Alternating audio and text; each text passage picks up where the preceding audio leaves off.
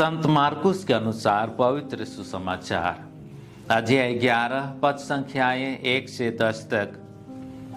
पास्का पर्व के कुछ दिन पहले ईसा और उनके शिष्य यरूशलेम के निकट जब वे जैतून पहाड़ के समीप बेतफगे और बेथानिया पहुंचे तो ईसा ने अपने 2 शिष्यों को यह कहते हुए भेजा, सामने के गांव जाओ, वहां पहुंचते ही तुम्हें बंधा हुआ एक बछड़ा मिलेगा जिस पर अब तक कोई नहीं सवार हुआ है, उसे खोल कर ले आओ।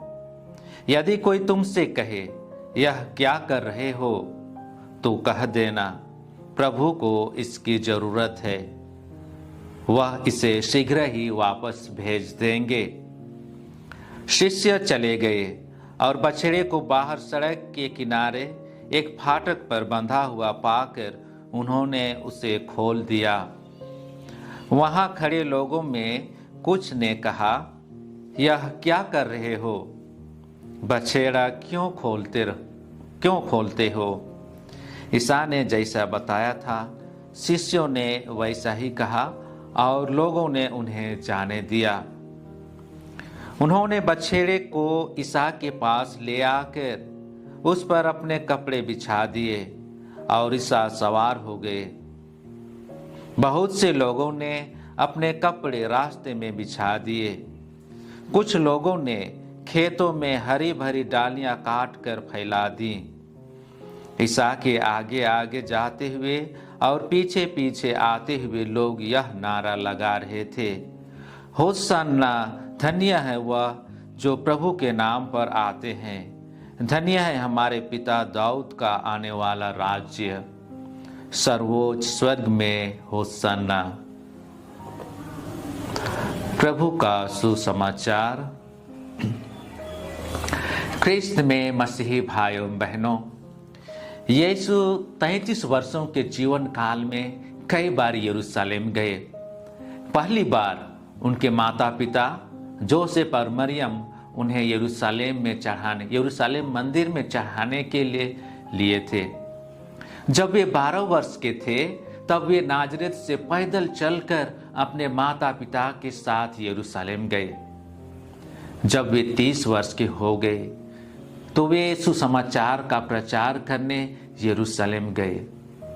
आज के दिन में यीशु आखिरी बार यरूशलेम में प्रवेश करते हैं। इस अंतिम प्रवेश के लिए यीशु ने स्वयं तैयारी की, साथ ही साथ अपने शिष्यों को भी तैयार किया और यीशु गधा पर सवार होकर यरूशलेम शहर में प्रवेश किया और लोग उनका जय जयकार किए, दाऊद के पुत्र को होशाना कहकर नारा लगाए। इस तरह से धर्मग्रंथ का वह वचन पूरा हुआ, सियोन की पुत्री नहीं डरना, तेरे राजा गधी के बछड़े पर सवार होकर तेरे पास आ रहे हैं।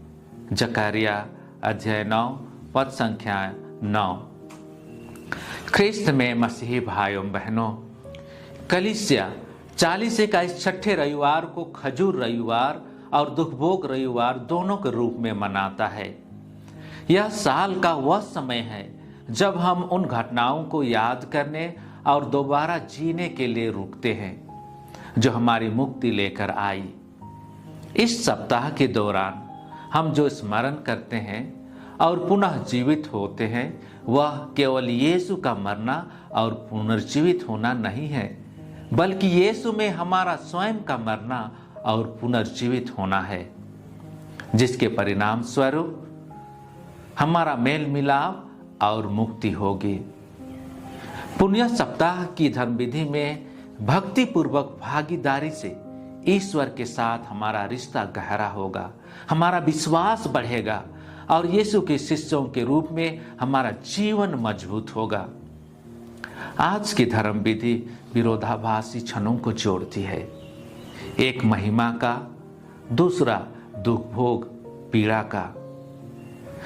यरूशलेम में यीशु का शाही या भव्य स्वागत और दुख भोग का दृश्य जो मसीह के लिए क्रूस पर चढ़ने, मृत्यु और दफन में परिणत हुआ। आज का तीनों पाठ एवं अंतर भजन यीशु के जीवन में आने वाले घटनाओं के बारे में जिक्र करते हैं। पहला पाठ ईसाइयाह के 4 सेवक गीतों या काव्य में से तीसरा है। अन्य 3 गीतों या काव्य की तरह यीशु के स्वयं के जीवन और मिशन का पूर्वाभास देता है। यीशु के जीवन में आने वाली घटनाओं के बारे में बताता है। आज का अंतर भजन संख्या 21 कहता है, मेरे ईश्वर मुझे क्यों त्याग दिया। यह हमें मसीह के प्रबल भावावेश दिल में डुबो देता है। दूसरा पाठ फिलिपियों के नाम संत पौलुस का पत्र एक प्राचीन ईसाई भजन है जो इस बात की प्रारंभिक ईसाई समझ का प्रतिनिधित्व करता है कि यीशु कौन है और उनका मिशन हमें पाप और मृत्यु से कैसे बचाता है। आज के सुसमाचार का पहला भाग यीशु को उसके प्रशंसक लोगों से प्राप्त शाही स्वागत का वर्णन करता है, जिन्होंने उनके साथ 2 मील की दूरी तक जुलूस की, जैतून के पहाड़ से यरूशलेम शहर तक। सुसमाचार के दूसरे भाग में हम संत मार्कुस के अनुसार यीशु के दुखभोग कथा को सुनते हैं। हमें दुखभोग कथा के कुछ पात्रों के प्रकाश में अपने स्वयं के जीवन की जांच करने के लिए चुनौती दी गई है। जैसे कि पेतरुस जिसने यीशु को अस्वीकार कर दिया, यूदस जिसने यीशु को धोखा दिया, हेरोद जिसने यीशु का उपहास किया, हंसी उड़ाई, पिलातुस जिसने अपनी अंतरात्मा के खिलाफ काम किया और यीशु को मौत की सजा दी, और लोगों के नेता जिन्होंने अपना गद्दी, अपना पोजीशन बचाने के लिए यीशु को क्रूस पर चढ़ा दिया। आज हमें इस पवित्र दिन में यीशु के दुख भोग और अपने जीवन पर मनन चिंतन करते हुए कुछ प्रश्नों के उत्तर देने की आवश्यकता है। क्या यीशु मेरी पापी आत्मा के लिए रोते हैं जैसे वह यरूशलेम के लिए रोए थे? क्या मैं बंजर अंजीर का पेड़ हूं? ईश्वर मुझसे अपेक्षा करता है कि मैं पवित्रता, न्याय, नम्रता, प्रेम, आज्ञाकारिता, दान और क्षमा के फल उत्पन्न करूं। क्या मैं इससे विपरीत अशुद्धता, न्याय, अहंकार, घृणा, ईर्ष्या और स्वार्थ के कड़वे फल पैदा करता रहूंगा? क्या यीशु को अपने कोड़े से मेरे हृदय को शुद्ध करने की आवश्यकता होगी? क्या मैं अपने हृदय में यीशु का स्वागत करता हूं? क्या मैं इस पवित्र सप्ताह के दौरान अपना जीवन उन्हें समर्पित करने और अपने जीवन के सभी क्षेत्रों में अपने ईश्वर और उद्धारकर्ता के रूप में उनका स्वागत करने के लिए तैयार हूं? आइए याद रखें कि हम पापी हैं जिन्होंने अपने पापों के कारण यीशु को क्रूस पर चढ़ाया है। यीशु दया का सागर है। हम मेल मिलाप के संस्कार में क्षमा और दया का अनुभव करते हैं। इस संस्कार द्वारा क्षमा और दया मांगने के लिए फिर से यीशु की ओर मुड़ने में सक्षम होते हैं। यीशु के दुख भोग के माध्यम से हमें क्षमा मिलती है, हमारा घायल हृदय ठीक हो जाता है। ईसाइयाह अध्याय 53 पद संख्या 5 कहता है, हमारे पापों के कारण वह छेदित किया गया है, हमारे कुकर्मों के कारण वह कुचल दिया गया है। जो दंड वह भोगता था उसके द्वारा हमें शांति मिली है और उसके घावों द्वारा हम भले चंगे हो गए हैं।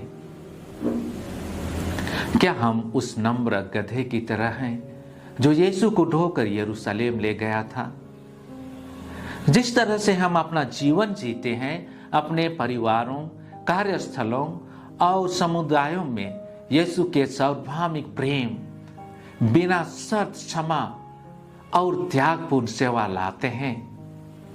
ख्रिस्त में मसीही भाइयों बहनों, यीशु ने हमारे खातिर हमें मुक्ति दिलाने हेतु अपना प्राण निछावर कर दिए। हम यीशु के लिए क्या करते हैं? आइए तब हम इस पुण्य सप्ताह में यीशु के दुख भोग और अपने जीवन पर मनन चिंतन करें।